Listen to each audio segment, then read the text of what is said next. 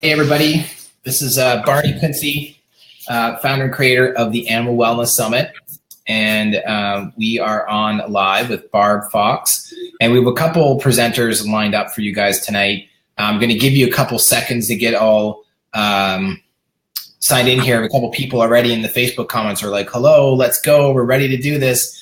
And just the logistics of organizing and setting up all the technology to have 4 or 5 different people on at the same time is, I think, proving that guys can multitask, maybe not very well like you ladies. But I'm really excited to share with you tonight. So thanks for getting on. And if you're watching this after as a recording, then good on you.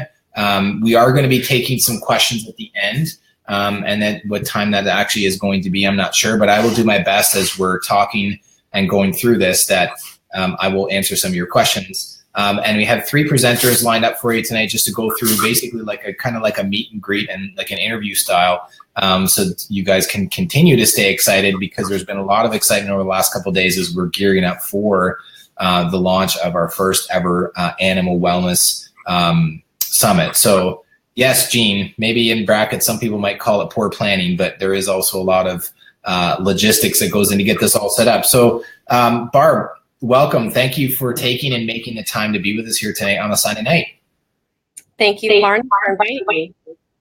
So Barb, where are you located at in the world? I am in Northeast Iowa, in a little tiny town called Wadena. Okay.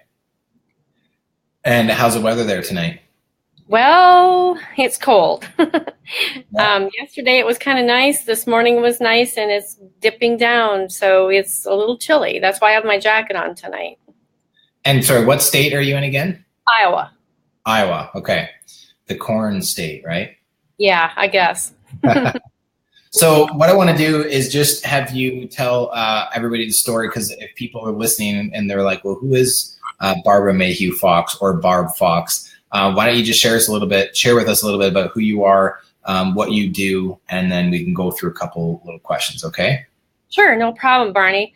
I am a veterinarian. I have been a conventional veterinarian for the first 10 to 13 years of my career. I've been in practice almost 24.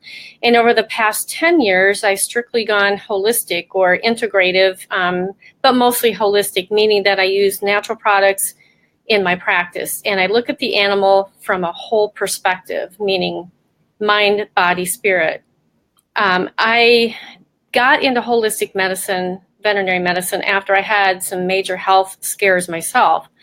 And I found out that by looking at natural products and doing natural things that I could, get my body back in balance. And so when I got so many benefits going in my own body, I thought, why not try this with animals? And I didn't know much about holistic medicine at the time, but through classes and seminars and talking with different people, researching, so forth, I really started to learn a lot and finding out that my animal patients, I should say, were really responding to the holistic approach. And in that realm, looking at the mind, body, spirit, a lot of times, especially in veterinary school, we're never taught to look at the mind of an animal. It's not even recognized that animals have emotions or thoughts, you might say. And so over the course of the years, just observing these patients that come in, I found that emotions play a huge part in their health, their physical health. Cool. So I guess that would be a great opportunity to kind of have you share so that's with your background and where you're at now. Now, what is your presentation that people are going to be able to listen to with you at the summit? Well, I'm glad you asked, because it's a topic that's very near and dear to my heart. It's called Lifting the Burden of Grief. Now, this burden of grief can be a caretaker or an animal guardian's grief over the loss of their own animal. But oftentimes we don't know that animals also grieve over a caretaker's loss, or even probably less recognized, the animals, have a bond with their own pasture mates or housemates or whatever. And when they pass away, it can be really, really traumatizing and really a setback for the animal emotionally. So when I put this presentation together, actually it was for another animal conference. This is where it was based from. And so what I found is a lot of people are eating this up. They want to know more about how they're going to help their animal friend get over the emotions or even themselves. So what I talk about, I have a personal story actually that I really don't want to spoil the surprise, but I will talk about it in the summit. It was basically about two of my own Arabian horses that, had a very, very special bond. And also the third Arabian had a very special bond with the other two. When one passed away because of irreparable, I should say, medical issues, the second one, who they'd been best buddies for almost a decade, actually more than a decade, passed away from grief. And even though I knew that had happened with other animals, it was very, eye-opening to me to see my own animals go through it. Plus, the horses and myself, we'd had this really strong bond, and I was so, affected by it that I even wrote a book called The Infinite Bond. And anyway, what I want to do in the presentation is let people know that grief over animal loss is a very real thing. It can't be poo-pooed, and there shouldn't be something for people to be ashamed of. But I want to walk through the steps that will help people get over their animal loss, or at least help their animals when they are facing loss of a good friend as well. Yeah, so I think what was interesting what you said there is that the animals going through the grieving process, that people don't think that actually happens. Is that accurate, what you were saying? Pretty much so. I don't think it was ever recognized, or if it is, people think, well, it's just an animal. They don't have feelings. They don't know how to feel. But I can tell you from the 24 years of experience in the veterinary field, I see it quite often. Yeah, and I think that really it's, unless you're in touch and in tune with that, you don't really necessarily know, because it can just be from your own outside perception or perspective, right? Right. So I think that what's interesting about it is that even if people didn't know exactly, I think that if they're not able to articulate it in a way that makes sense to others, but they have that feeling, or they have maybe an intuition, or they kind of have had that experience, but they're not able to describe it. Would you kind of say that's what happened to you when you first recognized that? Absolutely. I think even myself, when I really witnessed it firsthand for myself, it was like the aha moment. Oh my gosh, this really does exist. And it's a very real thing.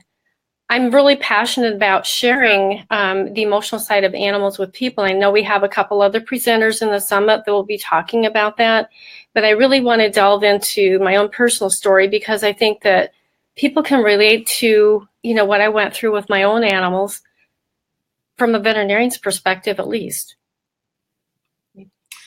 Yeah, so that's pretty cool. I think that I know I can feel the excitement's like bubbling under the surface, and you don't want to give too much away, at least in the call right now, because it's really just to kind of tease people, so to speak, and say, this is what you're looking forward to. So what is the title of your presentation? I feel like you maybe already shared, and if you did, then let's repeat it for those that are coming on just now. Okay, so my presentation is entitled Lifting the Burden of Grief. Okay. And again, it will be on not only the animal, the human, going through grief over an animal loss, but it will be the animal-to-animal bond as well. Okay, cool. And if somebody, the take-home point, Barney, that I would have to share with everybody is that, I want to make sure that people are aware that animals do experience emotions. They experience anger, they experience joy, they experience grief, they experience jealousy, and all these feelings, the same things that we go through as humans, animals experience as well. Now, again, in veterinary school, we're not taught that. We're taught not to project our own thoughts on the animals. But I really think, if you talk to animal communicators or you talk to somebody that does a lot of Reiki or energy work with animals, which I worked with quite a few of them, you're going to find that you hear their stories, and there's no doubt in my mind that animals feel mentally and emotionally and spiritually like we do. Yeah, and I just going to pull this up. Stephanie just said that, so glad you're teaching everyone about these issues, because I think that, even though I'm not, and to be honest, this might come as a shock. Some of you listening to this are like, oh my gosh, why would Barney say this? I'm not an animal expert. I grew up on a farm. I have my expert in my own experience with animals, but I'm an expert in bringing experts or very experienced and passionate and tuned in teachers like you, Barb, to be able to come together so we can share the things that matter with people who care. And I think that what's really empowering, listen to this, is that I know that people probably have had that feeling, but they weren't able to actually describe it. So I think that's just going to be really freeing for people. Now, as we kind of wrap things up for your segment here tonight, when you first kind of discovered this, how can you, if somebody's listening to this and they're maybe feeling a little bit, skeptical, or they need a little bit more like kind of proof, so to speak, what was the first definitive example that you had in your life that made you be able to really like to know for sure that they do have feelings and or emotions? Again, I think it would have to be my own personal story, my own testimony of my horses. I had a 25-year-old Arabian that had never been sick a day in his life. And after I put his 21-year-old partner to sleep because of an unsolvable health issue that he was suffering, the second horse, the 25-year-old, died 24 hours later. Never been sick a day in his life. And the thing that really tipped me off was that this horse stood over the tarp that I had over the body of the first horse all day long, like a vigil kind of thing. And as soon as our neighbor came down to bury him, the second horse, Ty, started rolling in the same place where Ibn, the first horse's body, had been.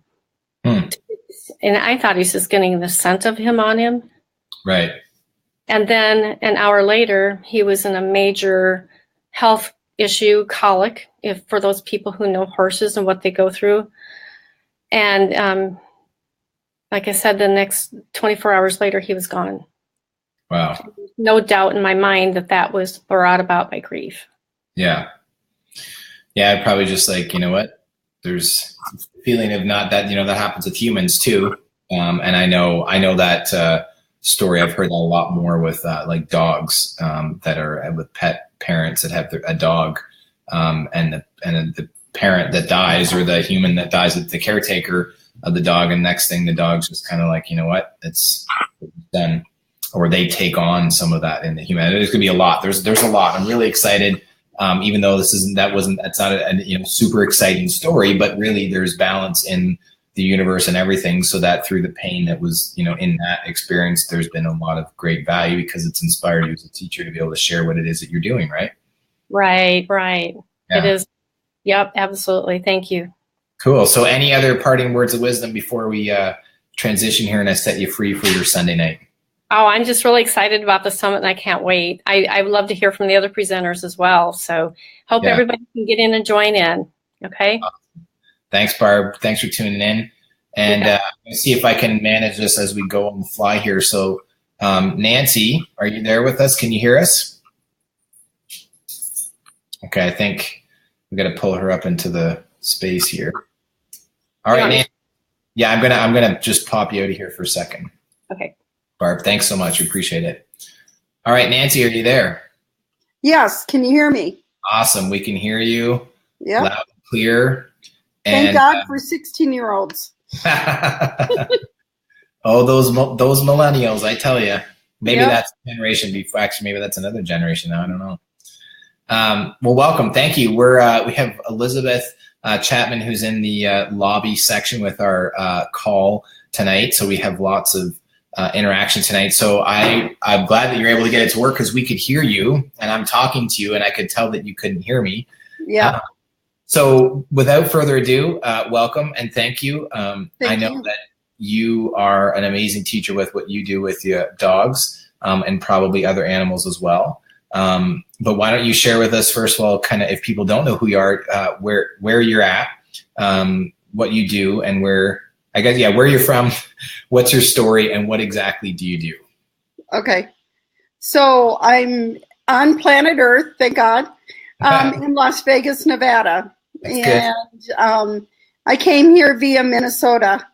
And I've been here for 27 years. Been in veterinary medicine in some form for 37 years. And I came out here to be a surgeon. I had done a surgical residency out in Australia, and I was very excited. And I got an internship out here in Las Vegas and was going that route. And then some health issues hit me. And when they hit me, I realized that Western medicine probably wasn't the total answer to everything. And so the doctors said, we either put you in the hospital or you stop working. And I thought, oh my gosh, I spent all this time becoming a veterinarian. I'm not sure I really want to do that. So I went and I volunteered for a local holistic veterinarian and just got intrigued. There was a lot of answers there that we maybe wouldn't be able to get any other way. And that launched me into studying well over 50 different modalities. And back in 1997, I started studying in essential oils with animals and had no idea who to study from, looked and ended up studying with a phenomenal chemist, Kurt Schnallbaut, who I love.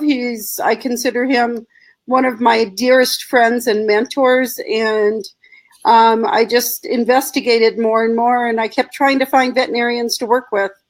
And one day he just said, you're the pioneer in veterinary medical aromatherapy. Not that that was where my goal was. It just kind of started to happen. And so I've got a lot of clinical study, a lot of interesting stories that I love to be able to share. And that's why I was excited to share with the summit. Wow. So did I hear you correctly that you said 1977? 97. Oh, 19. Okay. Yeah, I'm looking good. Am I not? No, but you said you were studying the oil since 1977. I'm like, wow. I'm like, that was 7 years before 6 years before I got here, even on planet Earth. So no, that's pretty cool. So you've been using them for 20 years with your dogs, or in the training that you do, right?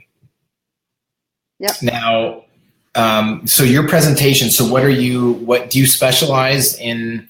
I know some veterinarians have a focus. Did you have that in your practice, or do you now? Or I know it's kind of like your story and where you are, or where you were, and what kind of got you to where you are today. But what exactly are you doing today with your vocation and the work that you do? Well, I have a practice that I started in 1999, and it's completely an integrative practice, holistic minded. I start from a holistic point of view, not a Western point of view. We have a wellness center. We have a special needs daycare for pets where they get to come in, and we work with their psycho, emotional, spiritual, and physical needs. And the oils are integrated in every protocol that I design, from Chinese medicine to spinal manipulation to energy healing to, whatever I happen to feel is the best protocol for the animals. And again, I've been doing that since 99. And it's a very integrative approach to looking at the animals from their entire environment, emotionally, like Barbara talked about, psychologically, fulfilling their evolutionary needs, their spiritual needs, the needs of their soul, because they have the most beautiful souls that inhabit those beautiful little furry costumes that they wear. for us to be so attracted to them and let them into our hearts. So we just fulfill all those needs. And of course, the physical needs come along as we're looking at the multi-layered entity, biological system that our companion animals really are.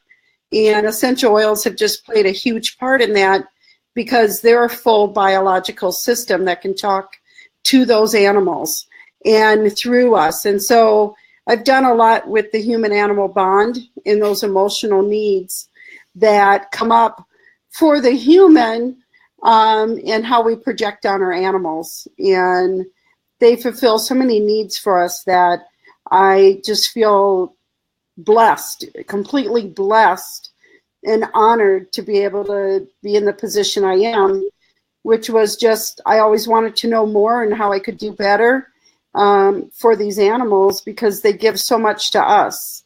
You know, they hold space for us whether or not we notice. They're just incredible beings that have decided to become domesticated for us and spend time in what I call our really messy energy system as humans. And, you know, they embrace us and love us and carry us many times when we're in spaces of just really being lost, and they're never lost. I always say they're the enlightened ones, and they really bring us in on the leash, is what happens. So that's my practice. That's what I do. It's very, I would say novel, but not novel, because it's everything I know I've learned from the animals. And certainly from the animals, I've learned to absolutely love the human race. And if I can educate just one more person on how to be with animals, I know that I've done my job. So yeah, that's very cool and very powerful, because I think that at least from my experience, even growing up, it was even though I felt the connection to the animals that I had around my life, when I actually just recently, we shot a video to just basically tell more of the story, because I had people asking me like, well, why are you doing the Animal Wellness Summit if you're not an animal wellness expert? And I'm like, well, because 7 years ago I was given this vision very strongly and prophetically at a traditional native healing circle. And it was very clear, and part of my life, I don't even know if you know this, Nancy, but part of my life purpose and mission and vision is to impact and inspire and educate millions and millions of people around the world to get more in touch and in tune with the plant and animal kingdom. And at the time, I'm like, what the heck? Like, how does this make any sense? At the time, I'm a gym owner, fitness trainer, lifestyle coach, and now seeing how all of this pieces together, you know, as I listen to you talk, and then thinking about all the people that are going to be listening to this interview that we're doing, and then also just a lot what I can see into the future, what's coming down the pipeline. I just think it's really just that we continue to keep recognizing the connection that we have as humans to humans, animals to animals, and animals to humans. So I don't know if that kind of briefly summarizes some of what you do and what you're doing, but I think it's great, and I'm very excited to hear more of your, well, I should say I've heard most of your material already, but for everybody else to hear your stuff. So do you have anything else that you'd like to share with everybody before we make a transition? Just that my 2 talks that I'm going to do are first on looking at a chemical-free lifestyle for our pets. You know, our ecosystem is really, I consider our ecosystem in trouble. And, you know, I want to look at what we can really do for the ecosystem. And in that is becoming chemical free. And my second talk is about the help oils, and what would you reach for help on your way to the veterinarian. And, you know, it's always nice to know that ahead of time, because even with my own pet who had jumped over a fence and she was hit by a car, you know, the first thing I went to was my emotions of what I was facing. And then I went to my holistic medicine. And then I said, oh, I better take her to my clinic and do that Western stuff. So again, just having a toolbox and an arsenal, that is so important. So that's what I'm going to be talking about. And the things that you can do very easily, very safely, and very inexpensively at home to help the life of your pet. Okay, well, very cool. I'm excited. I know that there's lots of other people on here that are, I know there's usually a lot more people that are on than I can usually see in the space, just in the platform, the Be Live TV platform. But yeah, I'm really excited. And I think that what's really awesome about it is that this isn't just like people come, not only they get to go for free, which by the way, if for whatever reason you're listening and you're not yet registered for free, you can go ahead and do so. Just go to animalwellnesssummit.com. But also remember that we do offer an enhanced viewing package where you can get, it's $47 for the 10 days, which gives you the ability to go back, because this is what happens in the other summits that we've run before for our essential oil community, is that people come in on it's a 14-day event, and people come in on day 9 and they're freaking out because they missed day 2 and 3 and 4. And they're like, oh my gosh, I missed it. I can't believe I missed it. I'm like, what? How did we not know about this? I'm like, I don't know. We try our best to get the word out there. And so if you're listening to this after we're doing this live, and for whatever reason, if you don't get to the free part and you miss Nancy's talk or Elizabeth's talk or Barb's talk, then that gives you the ability to be able to go back and watch them. And then we will also have the option for you to buy the flash drive, the digital downloads, and we have some exciting news coming about an app that we've created to make the learning from Barb, from Nancy, from Elizabeth that much easier. So I know Nancy's like, wow, that's really cool. I didn't even know that this was happening, and you're a presenter. But I can't tell the end of the, it's like telling the ending of a movie before everybody comes to the actual movie, right? Yeah, exactly. Okay, awesome. So thank you for taking the time tonight. And I think I already asked you, but do you have any final words you want to say? No, I just want to say thank you. I want to thank you for you to put the platform together so we can communicate. And I definitely want to thank all the furry ones for taking such good care of us, and all of you guys watching for taking such good care of them. So thanks. That's awesome, Nancy. Well, thank you so much. You have a great night, and we will see you online at the summit. Okay. Thank you so much. All right. Thanks, Nancy.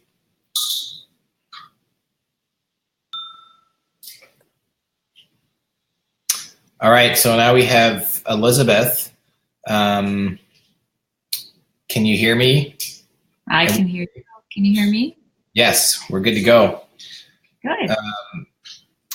Yeah, so I think somebody's having there's Jean is saying that she's having some issues that the circle goes round and round, can't hear a thing or see the video, and that's unfortunate. But you have to watch us after, Jean. 99.9% is your internet connection or the platform or the device that you're using.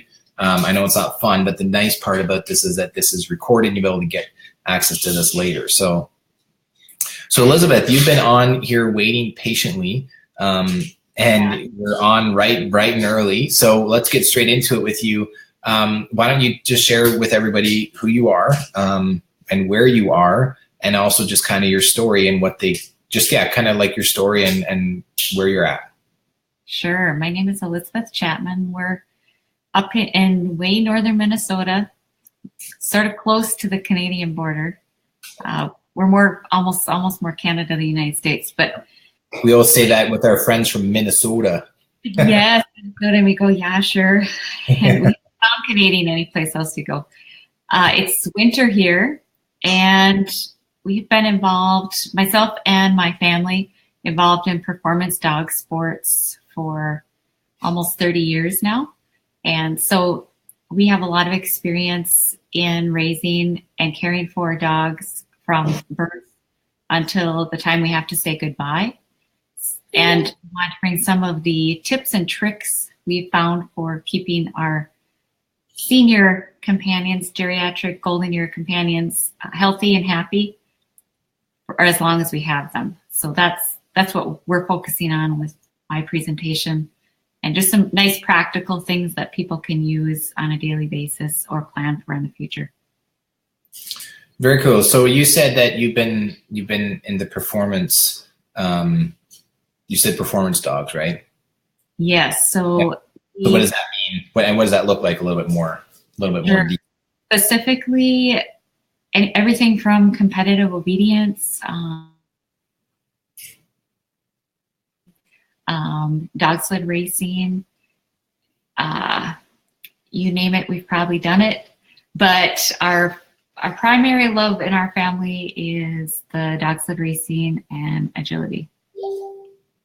Cool. So you guys train them to, like, people will bring you their dogs and then you guys help with the training, and like we raise our own. Sometimes we'll get dogs from other people, but primarily we find the greatest bond is when we raise the dogs from birth and they're with us and interact with us, and we partner with them to create an awesome experience and when we enter an event.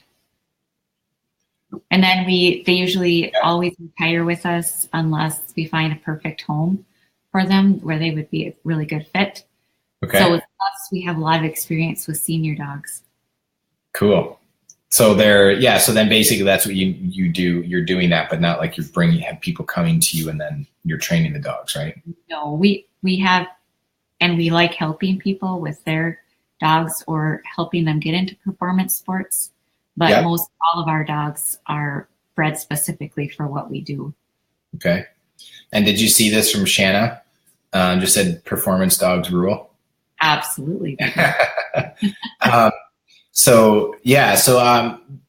about so a little bit more, maybe just a couple other things, and then we can keep this short and sweet. What else would you like to share with everybody watching tonight? Any tips or tricks? I know. Did you already share your topic title? The topic title, the golden years, I think. Okay. Keeping geriatric dogs healthy, something like that. I can't remember the exact words, but again, we have a lot of people ask us about how we keep our dogs competing for so long, and they act like puppies. So we just thought that would be really good to share some of those tips and things that we do all the time that a lot of people may not be aware of, because we routinely have dogs competing that are 10, 11, 12, 13 years of age, and they are competing at high level performance.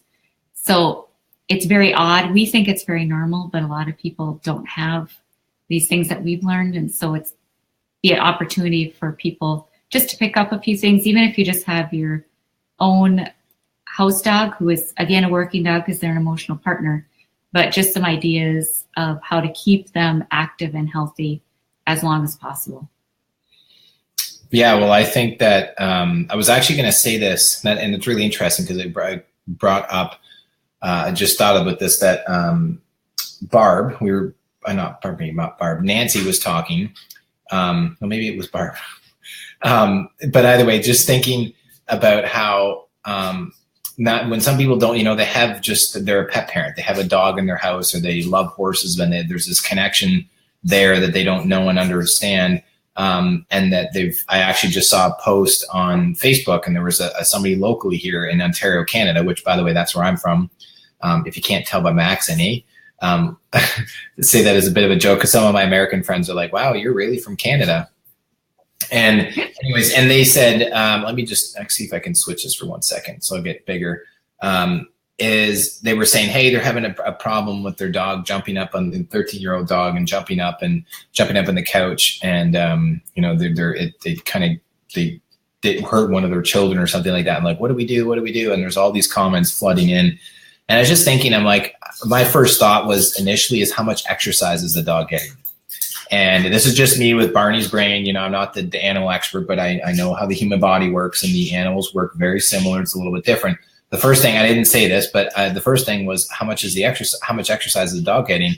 And I'm willing to bet that a lot of the behavioral problems or challenges are maybe there's definitely a lot more, but would you agree that it's definitely a lack of exercise that can be related to like behavioral problems or any other issues that you see in performance dogs? Would you say that that'd be accurate, or am I completely off the mark? Because I'm not looking for you to agree with me. I'm just curious about your opinion. I think that a tired kid or a tired dog is a much better behaved kid or dog. If they're given proper channels to use their enthusiasm, and if you can channel that energy appropriately, it's a much better experience for everyone. Yeah, that's a very soft, gentle way of saying that. Yeah, so I think, I can, if people are not doing the performance, they're not in the performance, I was going to say arena or area, that there's going to be able to learn a lot, because they probably, more than likely have a dog that's overactive, or maybe even a cat that's overactive and can sometimes, just need to get out and get some exercise, which maybe you're not going to put a leash on, take your cat out for a little stroll, just to play with them and get some exercise, because I think that it makes a big difference. So, so that's really cool. So anything else as we kind of wrap things up here? And as I think we have an amazing lineup of speakers, and everyone should mark their calendar and make sure you have time available to watch these, and or save up your pennies so you can buy the extra package and watch at your leisure. Yes. So thank you for reminding, and those of you who are chiming in now, if you're just tuning in at the tail end, there's a couple people, most of you, we can see that it's working. There's some of you that were having some issues with it, but you can actually just, you can always come back to this on the page. The video will take a couple minutes to kind of render. Then it'll be on the Facebook page. You can go ahead and share this. And we're going to, you can go register for free. We do have 3 viewing access kind of levels for you. The first one is free. So basically the way it works, in case, I don't even think I said this actually, so I saved the best for last, is that the first day there's a handful of presentations, so probably about 4 to 5, that'll be available for 24 hours, and that starts at 12:01 a.m. Eastern Standard Time. And so you had the first day, and then day 2 comes up and then goes down, and then day 3, and then day 4. And we actually, on the second level, we partnered with Health Means, and they, long story short, have agreed to give you guys all 8 presentations that were featured in another summit called the Healthy Happy Dog Summit. And so if you decide that you want to take advantage of the $47 all access pass, that gives you access during the whole 10 days, that like on day 7, you can go back and watch days 1 through 6. Because sometimes maybe it's just one day where you miss, and you're like, well, you really want to see day 3, but that's the day that you're busy, and if you can't get a chance to tune in that day on the free version, then you wouldn't be able to tune in. And then the third and final option is, we actually have 3 options. And basically you can get a flash drive, you can purchase the digital downloads, and or you can actually add it as a subscription to our Success Summit app, which basically is a convenient way for you to not have to worry about the downloads. You don't have to worry about the flash drives, and you don't have to worry about any of that. You literally just download our app, and then that subscription goes right into your app. And then you can actually listen, watch, and read the presentations. And this is after, so I'm kind of getting ahead of myself. We'll be sharing more of the details down the road, but I'm really excited, and very excited to hear you, Elizabeth. And I know we still have Barb still hanging out here in the lobby section. And I can see that she can hear me. Really excited for this, because I have Jamie, my assistant, and I, our team member, working together on this project, and all of you presenters, and Elizabeth Reyes, who was helping to stimulate and kind of co-found this whole project, is that it's becoming more and more clear that this is very timely, and that there's a huge need for it. And the messages that that I've been getting on the Facebook page, and even some in our support desk, and people are saying, "Oh my gosh, like finally, like this is amazing," because it's not just for this animal or just for a dog or a cat or a horse. It's for dogs, cats, horses, and now been expanded to birds, and believe it or not, rabbits are going to be talked about in the summit. So yeah, so it's going to be pretty cool, and really excited. So thanks for tuning in, everybody. And Elizabeth, thank you so much for taking time out of your Sunday night, and Barb as well. I know you can't talk back right now, but thank you, because I can see you. And thank you all of you who tuned in live, and we will see you guys at the summit, which really, we're all going to be able to do this online together. So go ahead. The best thing that you can do for us is just share the event. If you think somebody would be interested, go ahead and share the event. We'd be very appreciative of that. and we will see you guys. We're going to have another call. For those of you who are on live, we're going to have another call tomorrow night. Those details will be sent out soon. And then there's probably going to be 1 or 2 more live calls with kind of getting more of the presenters on to kind of whet your appetite before we lead into the actual summit. And then everything starts Friday, Friday, November the 10th, 2017 at 12:01 a.m. And then you'll have the whole 24 hours to get in and get your learn on. So thanks so much, guys, and have a great night. Bye. All right. Bye-bye.